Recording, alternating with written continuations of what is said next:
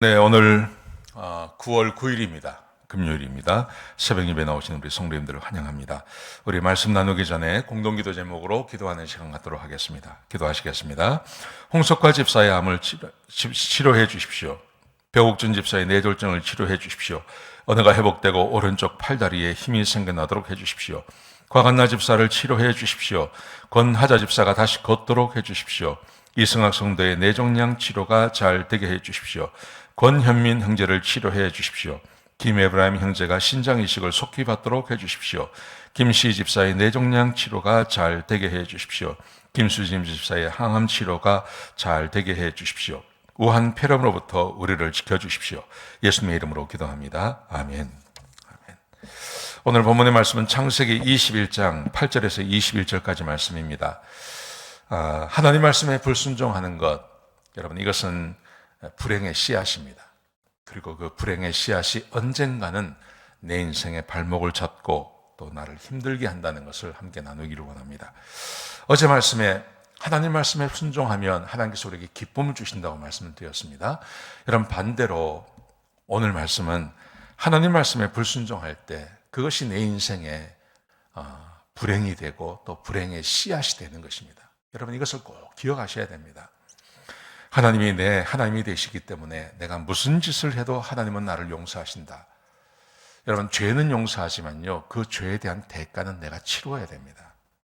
우리가 죄를 짓는다고 해서 천국 갈 사람이 취소가 되고 지옥 가고 하는 것은 아닙니다.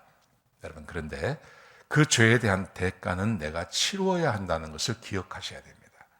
자, 오늘 본문의 말씀은 우리가 너무나 잘 알고 있는 이야기입니다. 그것은 이삭과 사라와 이삭, 그리고 이스마엘과 하갈, 함께 공존할 수 없는 그 두 가정이 있죠. 이게 아브라함의 가정입니다.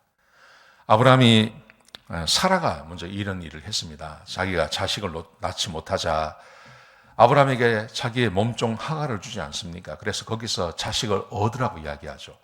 하나님께서는 사라를 통해서 자녀를 준다고 이야기했는데 사라가 이것을 못 믿은 겁니다. 그래서 하갈을 주었습니다. 그래서 진짜 자녀를 얻었습니다.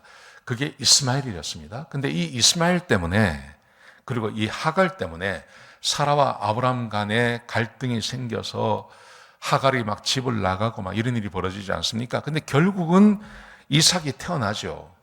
이삭이 태어나서 이삭과 이스마엘이 함께 지낼 수가 없는 겁니다. 오늘 이 말씀이 오늘 본문 가운데 기록되어져 있습니다. 다시 한번 말씀드리지만 불순종의 대가는요 내가 반드시 치루어야 된다는 것을 기억하셔야 됩니다. 자, 오늘 이야기는 이렇습니다. 이삭이 이제 자랐어요. 이삭이 잘 자랐어요. 그래서 아브라함이 이삭을 위해서 큰 잔치를 베풀었습니다. 자, 그런데 이스마엘은 이삭보다 13살인가가 많아요. 근데 이 이스마엘이 이삭을 놀리는 겁니다. 때리고 놀리고 막 이러는 겁니다. 그러자 이것을 본 사라가 아브라함한테 저 이스마엘하고 하갈을 내쫓으라고 이야기합니다. 그러니 아브라함 입장에서는요, 이게 얼마나 참 힘든 일입니까? 자기 자식인데 내쫓으라고 하니까요. 그래서 아주 고민을 했습니다. 고민하고 있는데 하나님께서 찾아오셔서 걱정하지 말라고 말씀하십니다. 그리고 그를 통해서 민족을 이루겠다고 말씀하십니다. 여러분, 이런 갈등, 이런 문제, 이 문제가 어디서 시작이 된 겁니까? 하나님 말씀에 불순종해서 이런 일이 생기는 것입니다.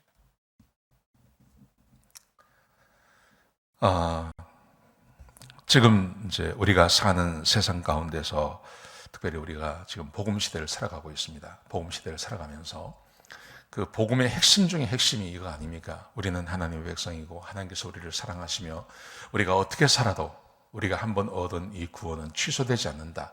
이게 우리 복음의 핵심입니다. 여러분, 근데 이 핵심을 너무 강조하다 보면 어떤 일이 벌어지냐 하면 하나님 말씀에 순종하지 않아도 된다는 생각이 있습니다. 하나님의 말씀에 순종하지 않아도 아무 일 없다. 이런 주장들이 나게 되어 있습니다. 여러분, 그런데 하나님께서 우리를 왜 구원하셨는지를 생각하셔야 됩니다. 예수님께서 왜 이 땅에 오셨습니까? 구약 성경을 가만히 이렇게 해석을 해보면요, 구약 성경 전체에 흐르는 맥락이 있습니다. 그것은 아담이 범죄한 이후로 하나님께서 성령을 거두셨고 성령이 거두어진 인간은 아무리 하나님의 은혜를 받아도 사람들은 여전히 죄 가운데 산다는 것입니다. 여러분, 이 구약 성경의 결론이 말락입니다. 여러분, 말락의 내용을 잘 알고 있지 않습니까? 이스라엘 백성들이, 서기관들이, 심지어 대제사장들까지도 하나님에 대해서 아주 불신합니다. 하나님 말씀에 절대 순종하지 않는 이야기가 말라기 가운데 기록되어져 있습니다. 여러분, 그런데 그런 불순종하는 이 구약의 이야기 가운데 하나님께서 때때로 내가 시간이 되면, 그때가 되면 내 영을 사람들에게 부어줄 것이고 그들의 마음에 내 하나님의 글을 쓸 것이며 그 새 영을 부어주어서 새로운 마음을 갖게 된 이 백성들은 그 딱딱한, 돌같이 딱딱한 마음이 살처럼 부드러운 마음이 될 것이며, 그래서 그들은 내 율법과 규례를 지키게 되고 나는 그들의 하나님이 되고 그들은 내 백성이 될 거다. 여러분, 이런 이야기들이 구약 성경 가운데 기록되어져 있는 것입니다. 어떻게 성령이 사람에게 옵니까? 예수님께서 이 땅에 오셔서 하나님의 말씀에 순종하심으로 그분이 십자가에서 못 박혀 죽으시고 부활하십니다. 그래서 누구든지 그 예수를 믿기만 하면 하나님께서 그 거룩하다 하시고 그에게 성령을 선물로 주시는 거 아닙니까? 그래서 구원받은 백성에게는 성령이 함께 하십니다. 성령이 함께 하신다는 말은 단순히 내가 구원받았다는 말이 아니라 구약 성경에서 하나님께서 그 계획하셨던 그 딱딱한 마음, 하나님 말씀에 절대 순종하지 않는 그 딱딱한 마음을 제거하시고 부드러운 마음을 가지고 하나님 말씀에 순종하며 하나님이 내 하나님 되시고 내가 하나님의 백성으로 살아가는 그 은혜의 시대를 말하는 것입니다. 지금 우리가 그렇게 구원받은 것입니다. 우리 안에 성령이 거하십니다. 여러분, 그러므로 우리는 하나님의 말씀에 순종하는 겁니다. 하나님 말씀에 순종해서 구원받는 게 아니라 하나님께서 우리를 구원하신 목적이 하나님의 말씀에 순종하게 하시려고요. 여러분, 그것이 로마서가 이야기하는 것이고 예수님께서 말씀하신 것이고 모든 사도가 다 이야기하는 것입니다. 그러므로 우리는 여기 그렇게 돼 있지 않습니까?